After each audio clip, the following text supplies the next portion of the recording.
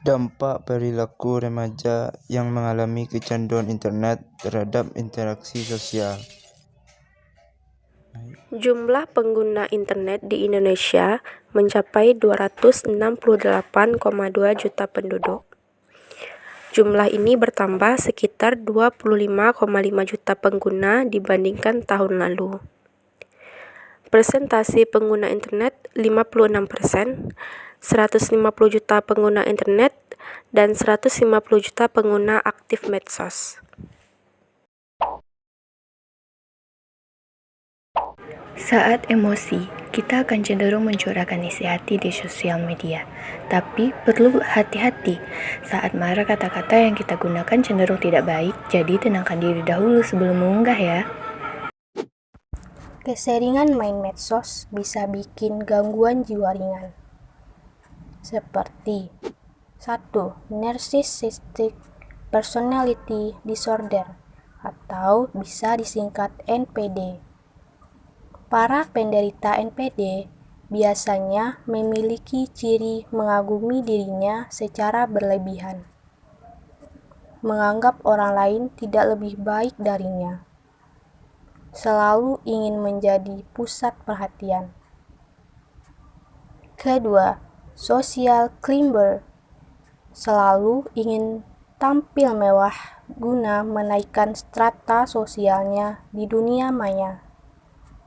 Ketiga, addiction, kecanduan bermain media sosial yang parah.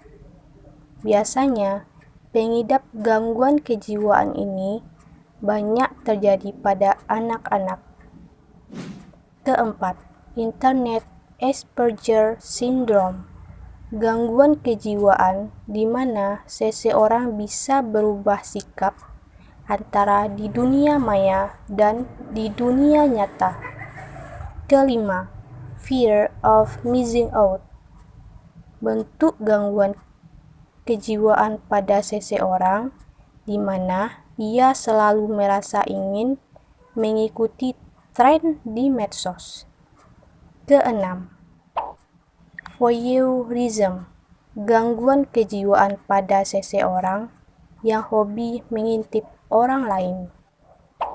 Ketujuh, Munchausen Syndrome, seseorang yang gemar mengarang cerita penderitaan hidupnya di media sosial untuk mendapatkan perhatian dari orang lain.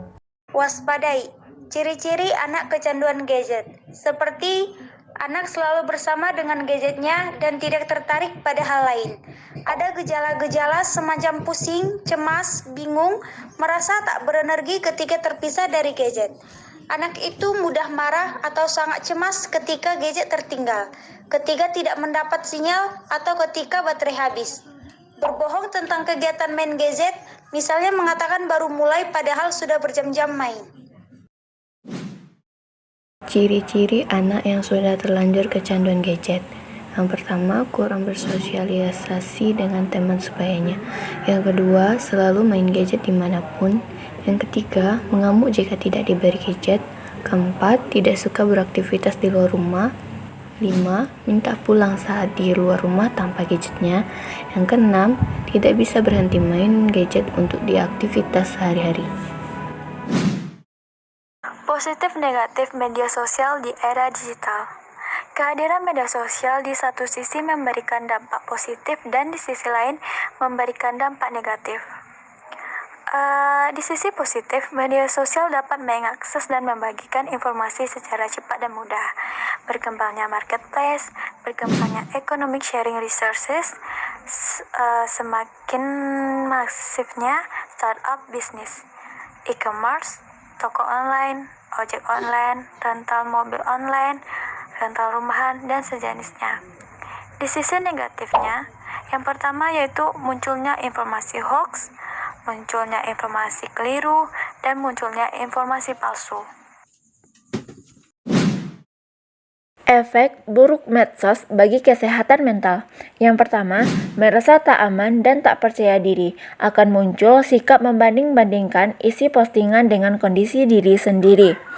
Dan ketidakpercayaan diri bisa menyebabkan sikap agresif. Yang kedua, kecemasan sosial. Pecandu media sosial rata-rata kesulitan berinteraksi dengan baik di dunia nyata. Yang ketiga, mudah lelah dan stres. Akibat banjirnya informasi setiap hari yang didapat dan multitasking membuat otak cepat lelah. Yang keempat, tekanan emosi tersembunyi.